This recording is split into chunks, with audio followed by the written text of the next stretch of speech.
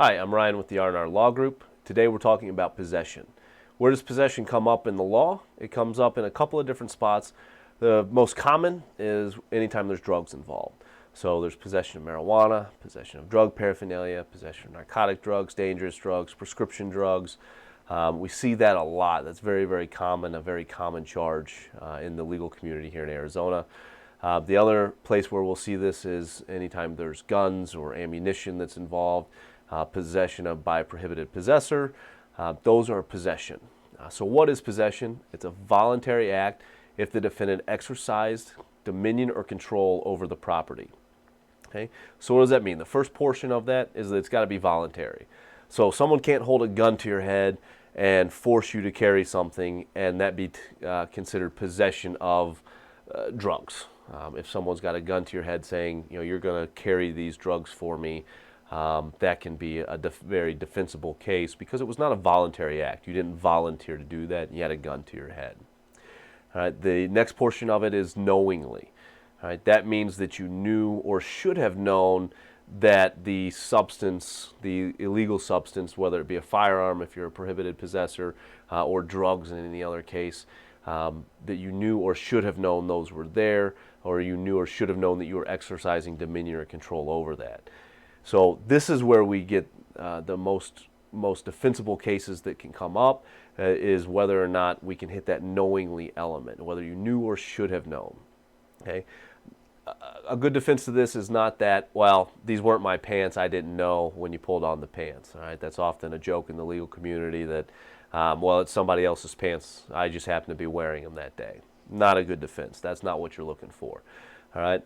What we're looking at in these types of cases is there's two types of possession. There's actual possession and then there's constructive possession. So actual possession is, this pen is in my hand. I'm holding it. I've got on it. It's my pen. I'm actually possessing that. Or it's in my pocket. Okay, that's the actual possession. All right. That's a lot tougher to defend. When there's something that's found in your hand, that's a lot tougher to defend. Where we're going to see some of those defensible cases is in that constructive possession. Right? So what does constructive possession mean? Constructive possession means is that you should have known that that was there. Where do these come up most often? Cars and homes. All right. So constructive possession, we have to go through an analysis to determine, how strong the state's case is. Let's say you get pulled over by an officer and the officer wants to search your car. You let the officer search your car, which, again, shouldn't let the officer search your car unless they have a reason to, and then they can get a warrant or they can have one of the other reasons to search your car, but that's a separate issue. But the officer searches your car and they find marijuana under the passenger's seat. Okay, so that marijuana was not found on your person, but it was found in the vehicle you were driving. So now the state's going to have a theory of the case that you constructively possessed that marijuana. And they're going to try and say that you knew or should have known that that marijuana was in the car. So what makes a case better or worse? Okay? If you admit to knowing that that was in the car, that makes the constructive possession case much, much better for the state. But what are some factors that can go in your favor? Maybe this was a friend's car, so it's registered to somebody other than you, and you happen to be driving it. Okay, where were the drugs or where was the weapon found? Okay, if it's found in the center console, and you're driving the car and it's in plain view, that's going to be a little bit harder to defend than if it's under the passenger seat, wrapped up in clothes and tucked out of view. Okay, in that instance, that means that it's farther away. You might not have known that it was there. Okay, and in getting that becomes a much more defensible constructive possession case. All right, it's not your vehicle. It was tucked away. You couldn't see it. There was no immediate availability for you to grab it. Those are the cases that we're looking for that have a solid defense that you can beat the possession charge. Okay, some other instances is if something's found in the house.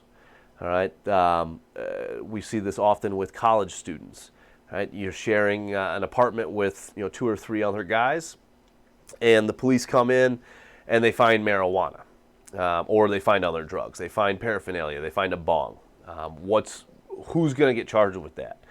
The state could look at it and they could charge everybody. But again, the constructive possession elements of this come into play. Where was everything found?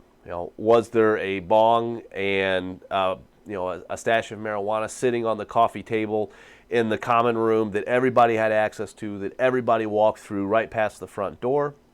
Again, now the state's case for constructive possession becomes much stronger than, let's say, the marijuana was found in a separate bedroom. Okay, it was over in Paul's bedroom, and you don't go into Paul's bedroom. Paul's bedroom has its own separate lock on it. You don't have a key to it, but that's where the marijuana was found, or the drugs were found. Now you have a much more defensible case to say, hey, I didn't know, and I shouldn't have known that those drugs were there. Okay, that's the type of defense that you want to look at. That's the type of investigation that's needed, in order to say, what does your case look like? Is this something that you can defend? But that's a lot of the questions that we get is, how are they charging me with possession? I didn't have it. I didn't know it was there. Well, oftentimes the state is alleging constructive possession. They're saying that you knew or should have known that those drugs were there, that they were in the car that you were driving, or they were in the apartment that you were sharing with 2 or 3 other people, or they were in the house that you're living in.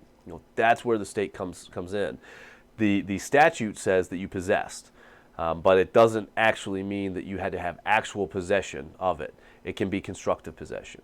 So I hope that answers any questions that you might have on the actual versus constructive possession. If you have any other questions or you need a chance to talk with one of our attorneys, give our office a call. Thanks for watching.